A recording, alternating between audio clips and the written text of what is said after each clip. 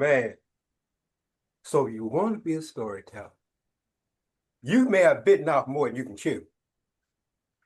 Because in my workshop, I'm going to go through some of the things that happened to me in storytelling community over 30 years.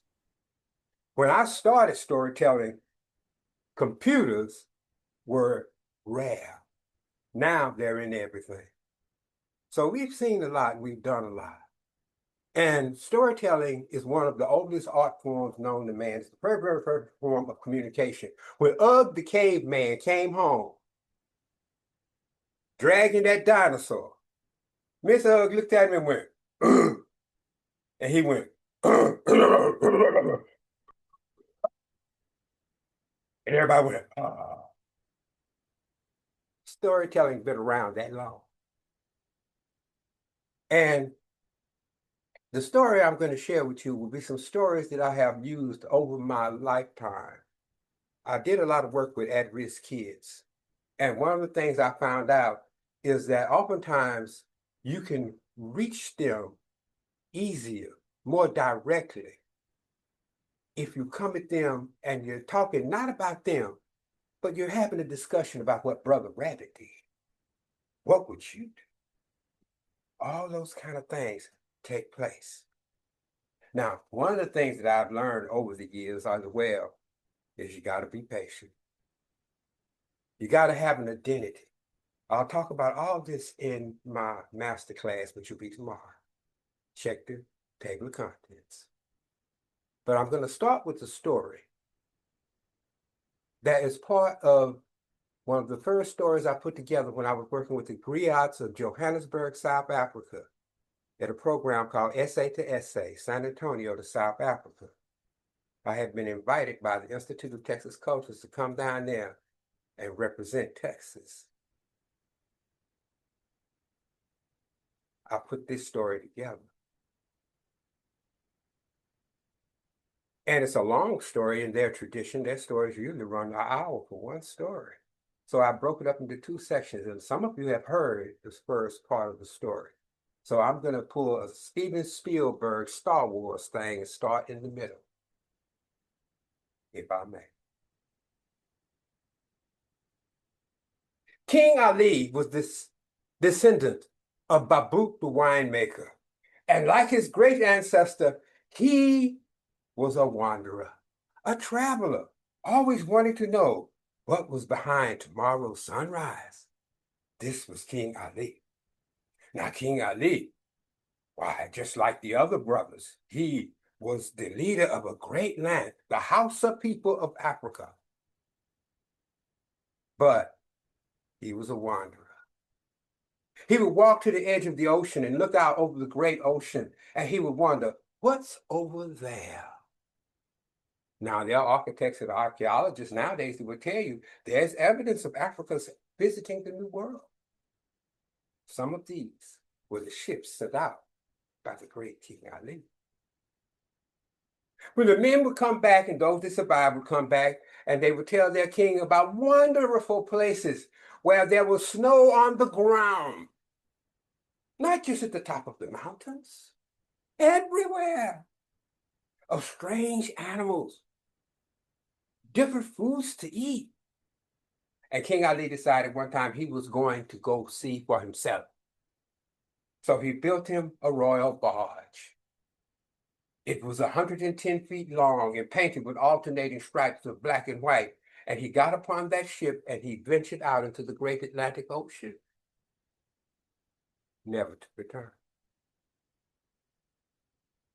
When he did not return, the Royal Council decided that it was time for his only child, his only son, Musa, to sit on the throne. But there was one problem. Musa was only about this big. He couldn't have been no more than 7 years old. And it was decreed that his mother would sit on the throne until she was ready for her child to become king. And the raising of this boy king fell to his uncles. And that's where our story began. Musa was shipped off to his uncles.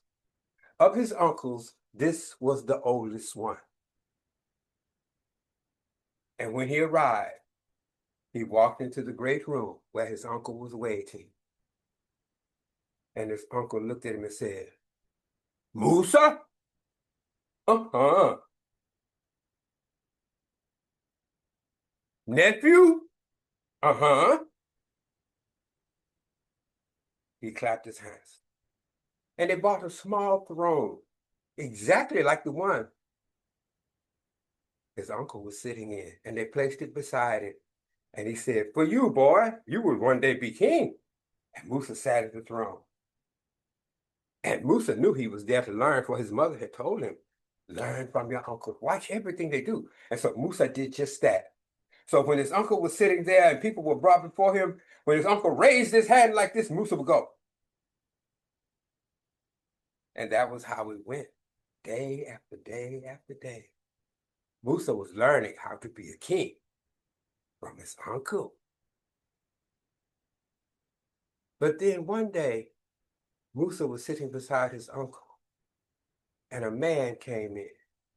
When the man came in, him and the great king, they began to go back and forth, back and forth, back and forth. And the king roared. Now, when he did this, Musa had seen many things, but he had never seen his uncle angry. It frightened him.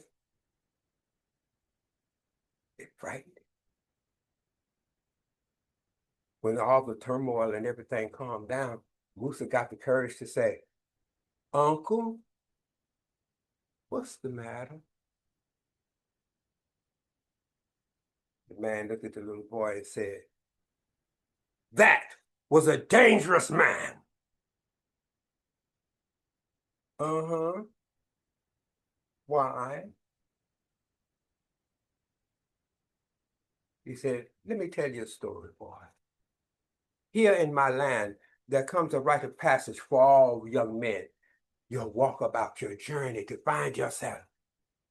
One man decided it was time for him to go. He was a man now. So he gathered everything he would need for his journey, his walkabout. He gathered food, water, a spear, a shield, and sign stick. Now, sign stick, very important, because he was going to cross the great desert. And at night, when the sky was dark and the stars were bright, you would put your sign stick in the ground and it would point at a star.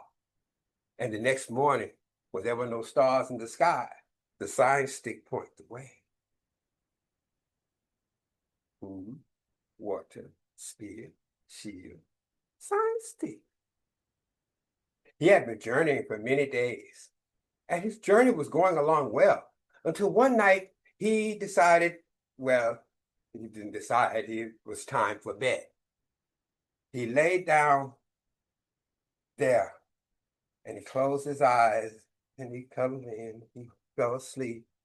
And then whoosh, out of nowhere came a great wind. It lifted him in the air and tossed him about like he was the leaves blown from a tree. And the next morning, when all was calm, he shook the sand off of his body and he looked about and his spear was gone.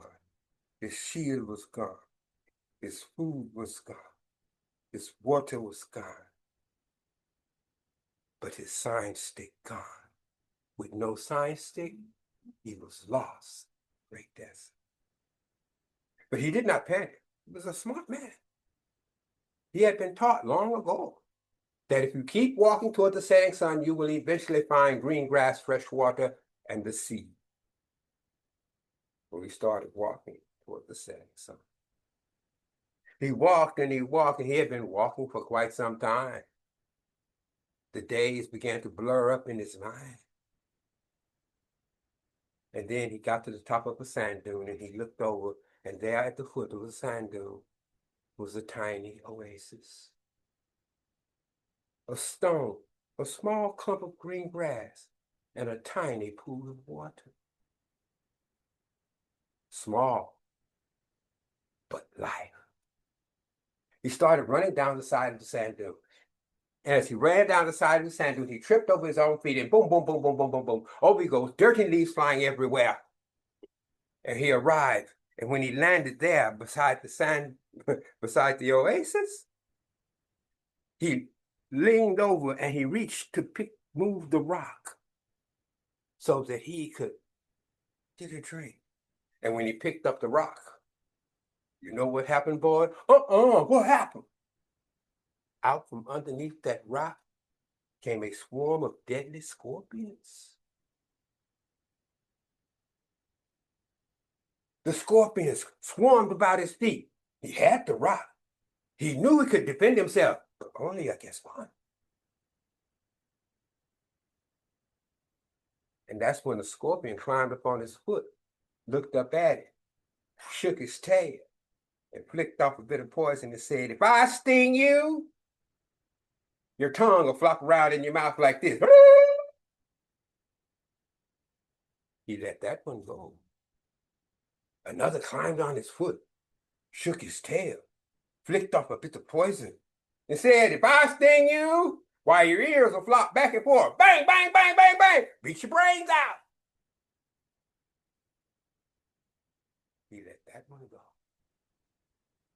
And each scorpion that came and stood upon his foot proclaimed to be more dangerous than the rest. And then the 13th scorpion climbed upon his foot, looked up at him, shook his tail, flicked off a bit of poison and said, "If I sting you, you'll like it. If I sting you, be the best you've ever had. If I sting you, you'll let me sting you again. If I sting you, you'll love it. If I sting."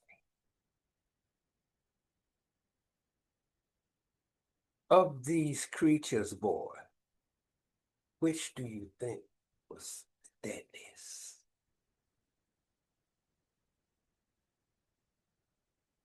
The last one?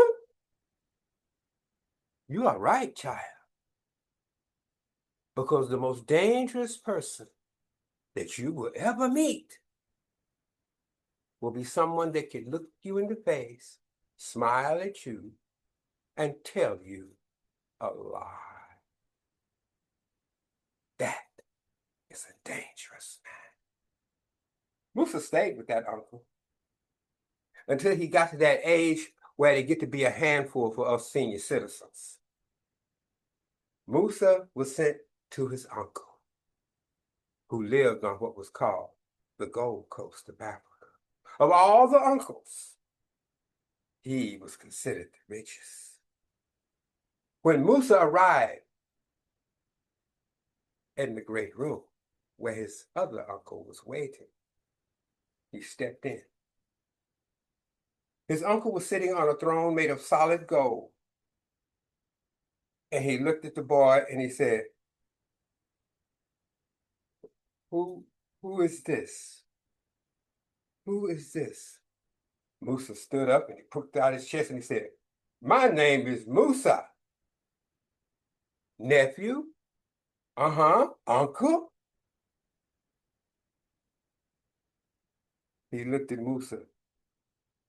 "This won't do, this won't do, this won't do." And he clapped his hands. And some servants came running and they pointed to Musa. He pointed to Musa and said, clean him up, this won't do, this won't do." And when they said that, Musa was surprised because two servants, I'm talking about a couple of them big brothers, you know what I'm saying, straight up gangster. They came out and they grabbed Musa, and Musa was like, "Ah!" He started hollering, and they took him into a big room where they stripped off his clothes until he was buck naked, and they threw him in a big old pot of water. And he thought, "Oh no, they're gonna eat me." But they scrubbed him down with soap, oiled his skin with the oil of coconut, scented his hair with the scent of the jasmine flower. They clothed him in a beautiful robe of purple and gold. They put rings on his fingers and rings on his toes. And they brought him back to the great room where his uncle was sitting. His uncle looked at him and said, "This is better. This is better." clapped his hands, and a small throne was brought. And Musa sat in a small throne made of gold beside his uncle to learn to be king. Musa sat there quietly and didn't say anything for quite some time. And he watched everything his uncle did and listened to the words his uncle spoke. And then finally his uncle turned and looked at him and said, "Are you hungry, boy? You eat?" Musa was like, "Uh-huh, I eat lots of times." Uh-huh.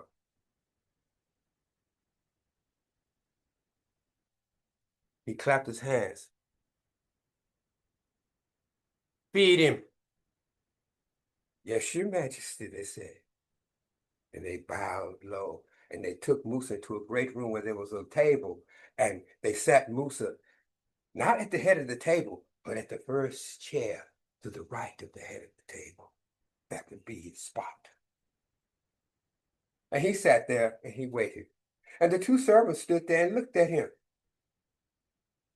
And they kind of looked at each other and looked back and forth. And finally, one of them looking over and said, "What do you like to eat?" And Musa said, "I like bread. I eat bread all the time." "Bread!" Man, all of a sudden, they came rushing. They put bread on the table, and Musa grabbed the big old hunk of, ooh, yum, yum, yum, yum, yum. And Musa was eating the bread, and they stood there. And then finally, one of them said, "Do you like to eat something with your bread?" "Honey. I like to dip my bread in honey." Here they come running, man. They put a big bowl of honey, and now Moosa's getting a brace of bread. He's breaking it off and he's dipping it in that bowl. Yum, yum, yum, yum, yum. Oh, man, this is good. He's going, he's going, he's going. Now, I don't know if you ever ate bread and honey, but imagine if you eating a peanut butter and jelly sandwich, dry. It wasn't long before the fellow looked up at him. He leaned over and he looked at Musa and he said, "Do you like to drink something when you eat?" Musa said, "I would like to milk." Milk! And they came and they put the milk on the table, man. Milk, Musa drank his milk. And now he's drinking his milk and eating his bread and honey. And he's starting to kind of figure things out. And then the guy leaned over again and said, "Is there anything else that you care for? Your favorite?" And he said, "I like smoked meat." Now, they call it smoked meat in the old country. In Texas, we call it barbecue. Meat! They brought him meat. And oh man, he ate and he ate and he ate and he ate. And finally, after eating, the sun had gone down and they took him to his chambers where he slept on a bed of silken pillows. The next morning, when Musa wakes up, those two fellas came into his room. They picked him up off of those pillows and they stripped him out of his clothes again and threw him in that pot. And they washed him up real good, put him in that robe of purple and gold, rings on his fingers and rings on his toes, oiled his skin with the oil of coconut, and scented his hair with the scent of the jasmine flower. But by now, Musa had gotten kind of the hang of how things was working. He immediately went and sat at the table, and he said, "Milk, bread, meat, honey." And they immediately put it down the table. And this is how it went day after day after.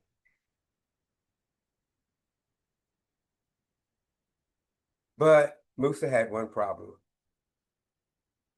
This uncle was the richest of all, but he had no children. Inside the royal canal, there was no one for Musa to play with. Oh, he played with the servants. But what fun is it playing a game when you know that you're going to win every time? He would walk to the gate, stand there, and look down the road, and he could see the children from the village playing. The children from the village, they played and they laughed and they sang, and he just sat there and watched until one day he decided he was going to not just watch. After eating, when he thought no one was watching, he went down to the gate and he slid under the gate, brushed himself off, and started walking toward where the kids were. As he neared the kids, they turned and they looked up and they was like, oh, oh, who is you? Who is you? And he said, my name Musa. I will one day be a king. Oh, look at his clothes. They are so beautiful. Yes, I will one day be a king. Oh, oh. And then some of the girls got a little close to him and they were like, ooh, look at him. He smells like a flower. Ooh, oh. But those of you that live in the hood know, anytime a brother getting that kind of attention from the girls, player haters is going to show up. It was so long ago, no different from today. One of the little boys said, uh-huh, look at it, look at it. He think he's special. He ain't nothing. He ain't nothing. He got rings on his fingers and rings on his toes. Look at it. I put rings on my toes too if I had some big old mud mashers like he got them big old ugly feet. Musa said, wait a minute, who you? Wait, no, my feet are fine. You got big mud mashers for feet with them crusty old toes. That's why you try and put rings on, make them look cute. You so stupid. I am Musa, and I will one day be a king. You stupid, you got big funny feet, and you dumb. I am not. I am very smart. I have learned from my uncles. Oh, shut up, old stupid boy. Big old ugly feet. Musa did the one thing you never want to do when we used to call it in the hood, high side. He started crying. Leave me alone, leave me alone. That's not fair. That's not fair. I said I would one day be a king. Leave me alone, leave me alone. That's not fair. Stupid. The big old ugly feet. Look at it. Crying like a baby. Na, na, na, na, na, na, na. Musa stopped crying and started yelling and waving his hands in the air. Stop it, leave me alone. Stop it, stop it, stop it. And then that's when something was revealed to all. When Musa had left the royal Qadar, he thought he was not seen. But the king's royal guard had seen him. And they decided to follow Musa. Let him have his adventure, but keep him safe. When Musa started yelling and screaming like that, they immediately, well, they grabbed their weapons and here they come, running. They ran down to the field where the children were playing and the sheep were roaming. And all of a sudden they were surrounded by the king's royal guard, powerful warriors with their weapons drawn. And when they did this, the children were all in fear and they looked up and they saw the warriors. And then they turned and they looked at Musa and Musa said, see, I told you I would be king. I am Musa. And you should apologize. The kids, they all kind of looked at each other, and then they all turned and looked at the player haters that had started this. They turned and they looked at them. And Musa said, yes, I think you should apologize. Matter of fact, I think you should apologize to my feet. Well, some of the kids started laughing. And when they laughed, it only made Musa angry. Did you not hear me? Did you not hear what I said? Come over here and kiss my foot. The kids all stood there. It was as if they were in shock. But Mook, come over here and kiss my foot. I am Musa, and I will one day be a king. Come over here and kiss my foot now. And when he said that, all of a sudden, the warriors, they dropped their spears and shields, pulled their long knives, and surrounded the young children. And the ones that had started all the talking and all the teasing, they pulled him forward and pushed him to his knees. When they pushed him to his knees, the other children immediately realized what this means, and they fell to their knees too. Musa held out his foot and said, come over here and kiss my foot. They all kind of looked at each other like waiting to see. Each one was waiting to see what the other would do. Come over here and kiss my foot. When the boy did not move, the royal guardsman came over, took his foot, and shoved him toward Musa.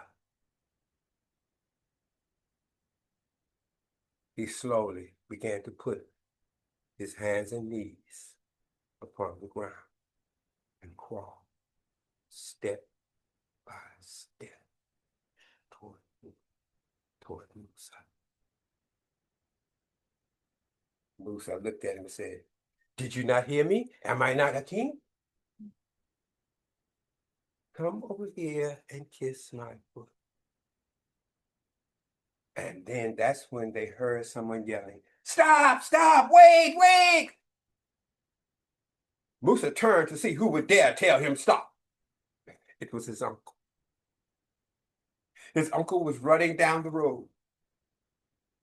They said he was running and his beautiful robes, while he were blowing in the wind, he looked like a peacock being chased by a lion.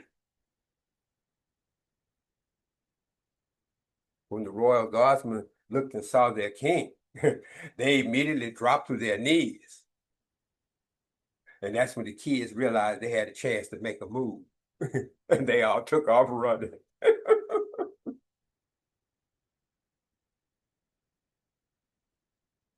The king turned toward his nephew and said, what do you think you are doing, boy? I am Musa, and I will one day be king. Tell me something, boy. No, listen. There was once a lion. This lion was hunting in the forest, and he came across a dog. He fell upon the dog with fang and claw. The dog struggled, but there was no chance for him, and he begged for his life. If you let me live, I will serve you forever.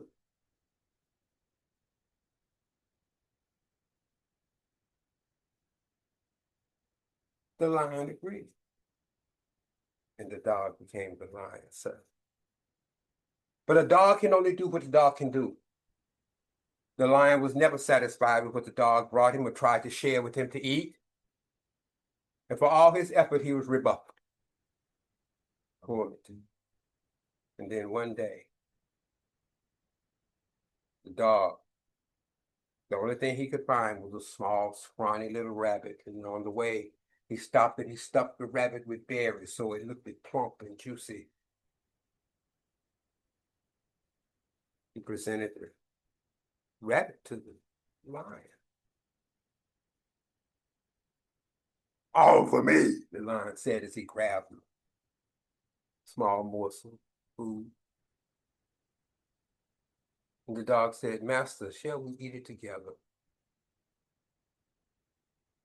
And the lion said, no, all for me. He ate it. The lion died. Tell me, boy, what does this story teach you?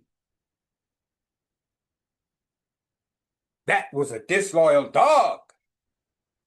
He says, no, that's a stupid lion. Because even a lowly dog knows when it's being mistreated. Musa stayed with that uncle for quite some time. But now he had reached that age that all boys get to where they're all arms and legs. His uncle, the warlord, of those who, his uncle, the warlord, was the direct descendant of the one called Boy Baby from the first story, the giant warriors. He came into the great room and his uncle was sitting on a throne made of stone, draped in the skin of a lion. And he took one look at him and said, Musa? Yes, sir. Yes, sir. I'm Musa. Tell me something, boy. You ever held a spear? He reached on the wall, grabbed the spear, and he threw it with such force that when Musa caught it in his arms, it almost knocked him down. You ever held a shield, boy? No, sir. He threw it down, it landed on the floor in front of Musa and said, pick it up, hold them both, hold them like a man. And Musa started, okay. He looked at him and said, Juba. And when he called for Juba, out came the royal wrestler, Juba. I'm talking about one of them brothers about 7 feet tall, built like Shaquille O'Neal, you know what I'm saying? Yes, Your Majesty. Take him and fatten him up.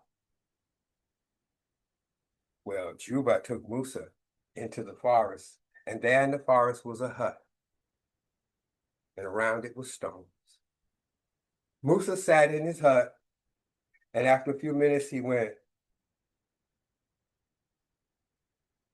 water! But no one came running. Bread? Still no one came.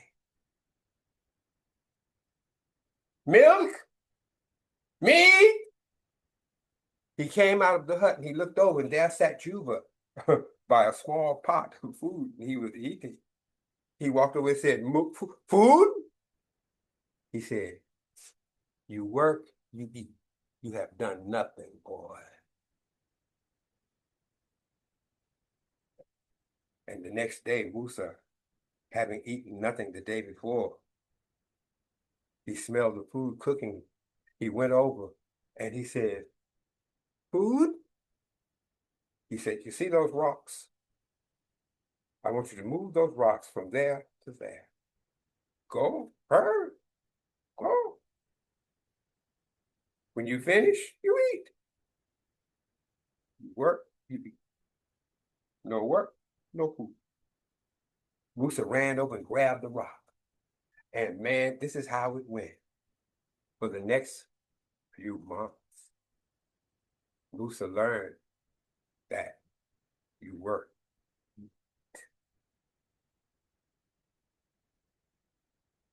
And one of the things that was going very subtle is that Musa didn't realize that the rocks were getting bigger.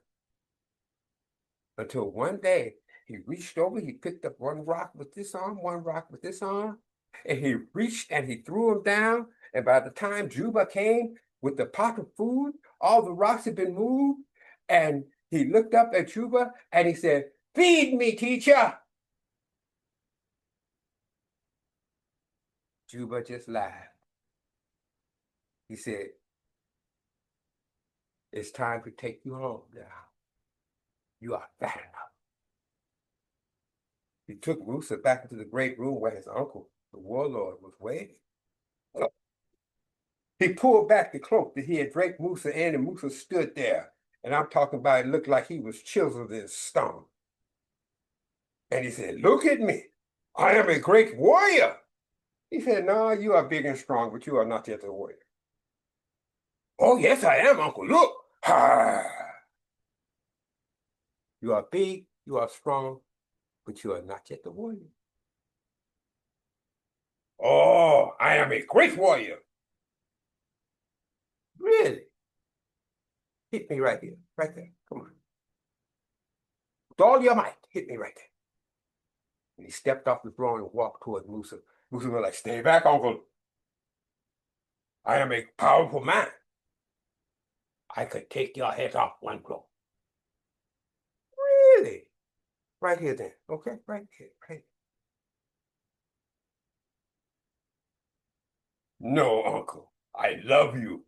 You have been kind to me. Why should I hurt you? Right here. Now. If you feel better, I command that you hit me now. Musa said, yes, sire. And he drew back and he went to throw a punch, and the next thing Musa knew, he was flying across the room.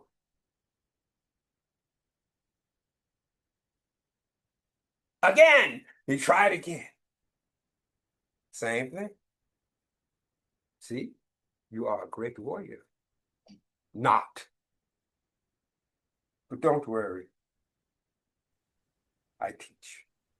And from that day on, Musa spent all of his time learning the ways of war, self-defense from his uncle. After 2 or 3 years of this, Musa, well, his uncle pulled him to the side and said, Musa, you will one day sit on your father's throne, but all kings must have one someone to protect them. Go amongst the village and the other men that you have trained with. Pick 200, and they will be your royal guard. You will train them, Juba will fatten them up. Musa did just that. And then when he did that, Musa asked for something that he had seen on his journeys. I want my royal guard to be a cavalry, he said. So they gathered some wild Arabian horses, and Musa had a cavalry. And then one day his uncle came to him and said, Musa, the village on the other side of the mountain has refused to pay tribute. I need you to go there and destroy my enemies. Gather your spears, your shield, your cavalry, your royal guard, and do as I say do. Yes, your majesty. Yes, Father, I will do. Musa began riding. They rode for many days. When they got to the top of the mountain, they could look down in the valley, and there was the small village that was in revolt. But Musa looked closer, and he saw that the gates were open. That's strange for a village in revolt. No guards, no gates. He told his men to drop their weapons and hide amongst the forest there. He dressed himself in the rags. He looked like a farmer, and he walked down to the gate, and he stepped right inside. When he stepped inside, he looked around. He didn't see much. He didn't hear much. And then up walked to him a little boy. The little boy said, who are you? I'm just a traveler passing through. Well, if you're going to stay tonight, you need to have something for the pot. Huh? You so stupid. Don't you know nothing? If you're going to stay tonight, you need to have something for the pot. Come on. I'll show you. He took Musa out to a freshwater stream, and he pointed to some freshwater wild onions that were growing. He said, "Get them for the pot." And Musa walked out, and he pulled them out the ground, he washed the roots and cleaned them, broke the roots off, and he came back. And when he came back, there was a pot sitting in the middle of the village. In it was boiling water. Around it were spots where people would sit. Many people had sat already. And when the boy and Musa showed up, he said, "Come on, hurry, hurry, or we're going to miss our spot." And the boy walked over, and he ran over, and he had some potatoes that he had dug. And he took the potatoes, and he scraped them down real good, broke them in half, and threw them in the pot, and went and sat on a mat. And he nudged Musa, and Musa did the same thing. He took those wild onions, and he broke them up. He threw them in the pot. He went and sat on the mat. And then after a while, out of another hut came an old woman, and she had a ladle in her hand, and behind her were some boys with small bowls. And everybody that was sitting on the mat got something out of that pot. And then once they all got something, any food that was left was given to the rest of the village. These people weren't in revolt. They were starving. Musa went back and he told his men to leave their weapons of war upon the ground, but bring their horses. And they went down to the village.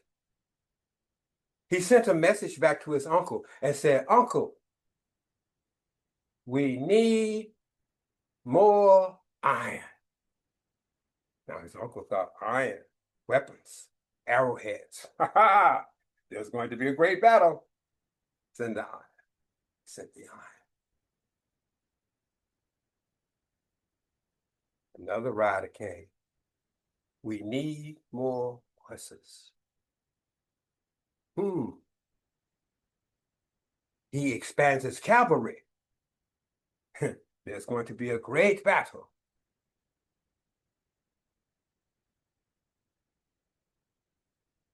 Then finally, the last one.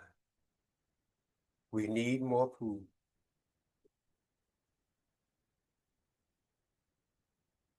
There should always be celebration and a feast before a war. Send the food. Now, once the food was sent, the uncle was waiting for a rider to come, bringing a flag of victory. But he never came. After many days, and there was no signs of battle or flag of victory, the uncle became worried, and he decided that maybe he better go check on his nephew. He gathered his royal guard, and they began riding toward the mountain. When they neared the mountain, as they got to the top, they looked upon the ground, and there upon the ground were the weapons of war, discarded.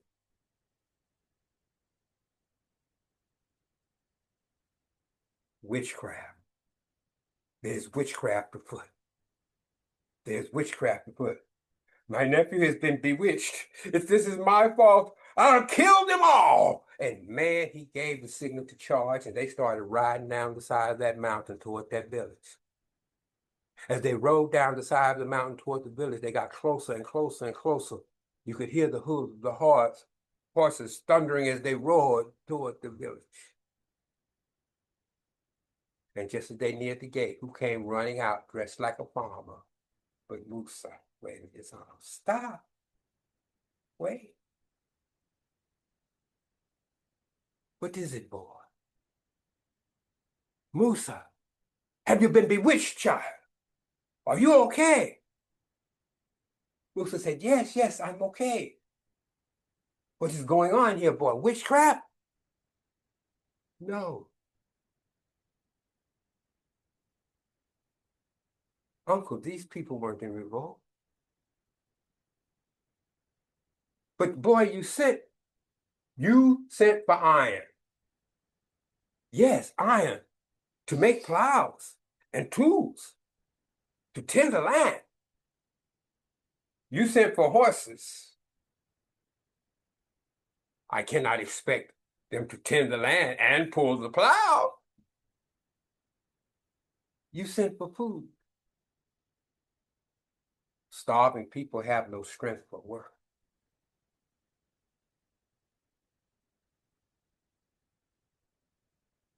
I told you destroy my enemies. Musa looked at his uncle and said, tell me, uncle, look at this. And what do you see? Do you see a friend or an enemy? The uncle leaned back and laughed. And he said, well, the kitten has become a lion.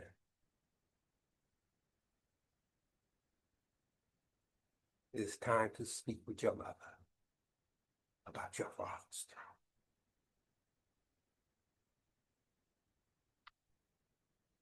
Musa arrived home. The decision on whether he would sit on his father's throne would fall to his mother. And his mother gave him just one bit of advice.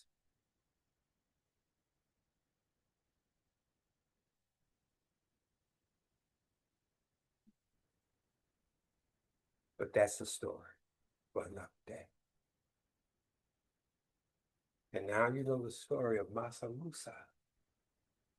And one of the stories behind that African proverb that it takes a village to raise a child.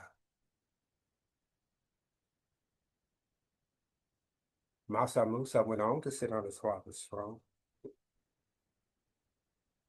And in the 14th century, he was the first African to make the journey to Mecca. And he actually brought the religion of Islam to the continent of Africa.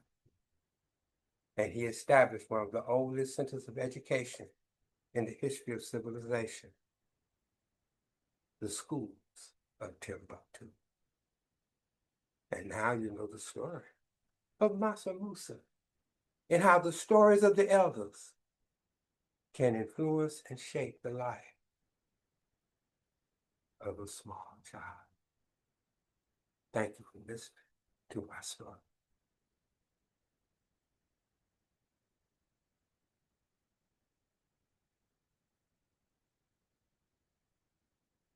Well,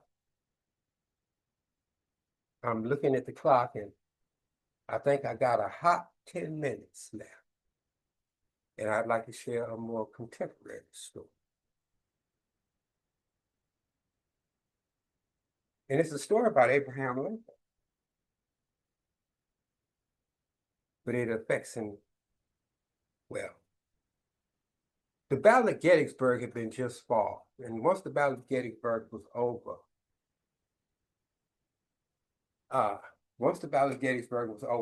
the people that lived in Gettysburg, one of the things people hardly ever think about, is that during the Civil War, who buried all those dead people? One of the people that lived in Gettysburg gave 14 acres, and he insisted, because he was a pacifist, that the Union soldiers and the Confederate soldiers be buried in the plain place. There would be a memorial at Gettysburg. Now, because he was a pacifist and there were other members, everybody wasn't on board for the Civil War. There were people that hated the Civil War and thought it was a waste of time. One of these people was a man by the name of Edward Everett. Edward Everett was a political influencer, what we would call an influencer today. He had been invited to be the keynote speaker. Well, cooler heads prevailed. And they decided that the president should be invited. If he comes or not, it's no big deal, but he should be invited. So they invited Abraham Lincoln. Lincoln got his invitation 10 days before the memorialization of Gettysburg. He managed to make it there. And when he made it there on time, Edward Everett was upset because he was supposed to be the keynote speaker, and now the president was coming. But they told him, don't worry. He You'll speak before the president.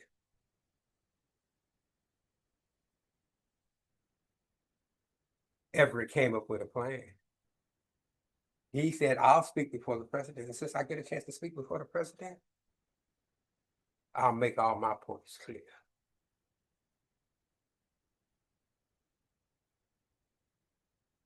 When the dedication of Gettysburg began, many people spoke. And when Edward Everett got up,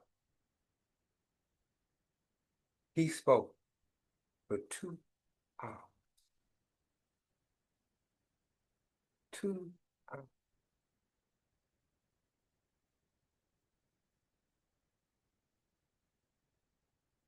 His idea, and just saying that, if you're thinking about it right now in today's terms, 2 hours, oh my God, they was ready to go.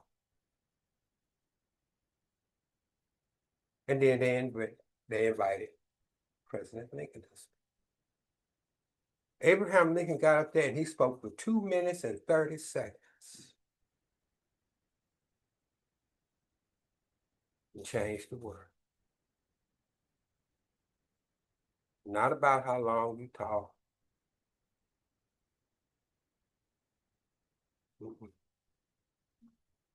It's about what you say. Remember that when you're telling a story. Thank you for listening. My name is DeCee Cornish, and I am your griot. Thank you very much.